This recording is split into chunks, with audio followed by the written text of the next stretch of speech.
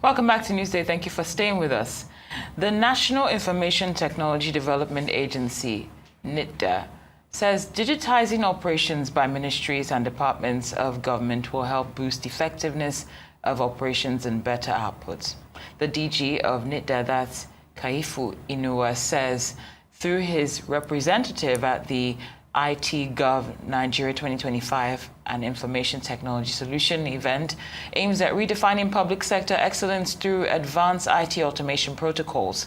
The event gathered government agencies such as the Federal Inland Revenue Service, Bureau of Public Service Reforms, Nigeria Communications Commission, Galaxy Backbone, and others. Speakers say deploying the right IT technology is important. Many years ago, if you wanted to deal with the bank, you had to go there physically. For me, I hardly go to the bank these days, and I believe it's the same thing for many of us. And the reason is because a number of the operations of the banks have been digitalized, so you can access it via your phone or your computer. And that's the same thing for every sector, whether it's agriculture, health, even things that have to do with logistics. All things are becoming digital, and that's why I like it. So think about it.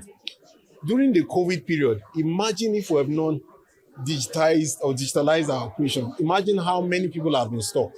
But many people who order from online platforms like Jumia, like Amazon, because things have been digitalized. So every sector of the economy will benefit from the digitalization of their operations. In a government space where you have thousands of workers, 12,000, 15,000 and more, you can imagine having a percentage of those employees not working at full capacity because their tool is down, because they can't access an application, so all of these different, they seem like little issues, but if you have little issues on 30% of your workforce, you have people working at 50% capacity and your output starts to decline as an organization.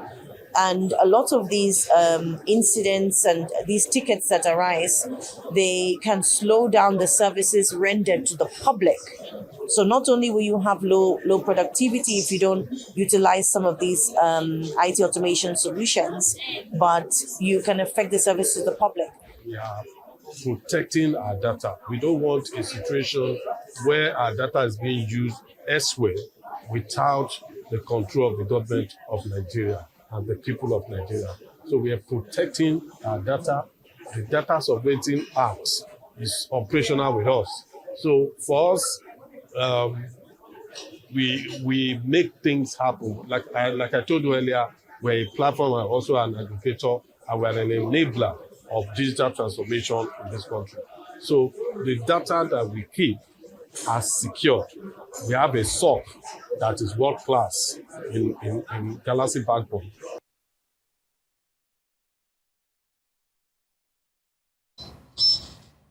Now, the federal government is set to train 500,000 civil servants on digital literacy to improve governance. The federal government is to train them on digital literacy to improve government's operations by eliminating bureaucratic bottlenecks in official transactions. Well, of course, Arising's analyst Dayo Sobowale joins us now to discuss this matter. Good afternoon, Mr. Sobowale. Many thanks for being here on Newsday. Of course. Now, from your assessment, is 500,000 civil servants a realistic target when you consider our country's track record with large-scale training programs? Well, it's a starting point. Okay. It's a starting point. But I'm surprised that we are just talking about digitalization now. I thought that has been the vogue all along. I doubt if there's any Nigerian who does not have a phone, who does not have access to social media or internet. So it's not going to be a difficult task for them. Unlike in the banking industry, when we started electronic banking, it was very, very difficult. But the essence of this is like Trump's Department of Government Efficiency. You see, the essence is to make the departments functional as their name designates them to be in terms of service delivery. If they are all trained and if they imbibe the training and put it into practice, it will make for faster, speedier service delivery, and the electorate will be happy with the government of the day. All these bottlenecks, all these delays, paperwork that lead to corruption because people want to fast-track things, those will be eliminated. So it's a step in the right direction. But they have been at it for some time, because I understand by 2027, they say about 35 to 45% of the civil services workforce must have digital competency. Get me? So it is a step in the right direction, if not belated, but it's 500,000 is it's how to start. Let them start somewhere. The guys have 1 million. Yes. And if you know the spread of that in terms of computer, data collection, data analysis and usage, you know that 500,000 can be like 2 million people working in terms of service delivery. Let's leave it at that. Mr. Sobowale. Yeah. But how do you think that this development or this goal addresses fundamental issues like corruption and the bureaucratic inefficiency that usually come or plague the civil service? Yes, because this is automation of information now, and it's centralized in one place. You have the data, you analyze the data, you know how to use the data, you know how to deploy your forces, how to deploy your mechanism for service delivery. It is very useful. And the answer to your question lies in America. You know, Trump came in, it's about leaving maybe today or tomorrow, and they cut costs. They cut costs about $150 billion. It was setting out to cost $2 trillion before, but they cut costs. And you see, people were amazed, even though American economy is digitalized, young boys were brought in who had digital knowledge. And the things that these elderly people could not see, they saw it in their data framework. That some people were being paid salaries when they were 20 years old. And that some people, dead people, were still receiving. That's data analysis, data collection, that's digitalization. Okay. I hope that comes to us from this too. Well said, Yes. Mr. Sobowale. But Yeah. you know, one of the sayings is that it's hard to kill old habits. So what would you like to see to ensure that the newly trained staff actually apply what they've learned in training as opposed to falling back on this is how we've always done it type of behavior?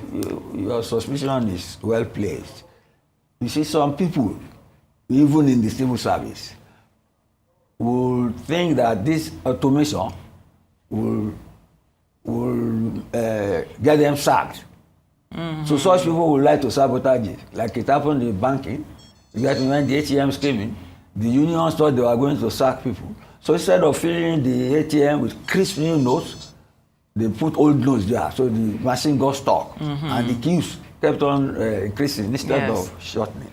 So there will be such resistance to change, but the government should be able to manage it.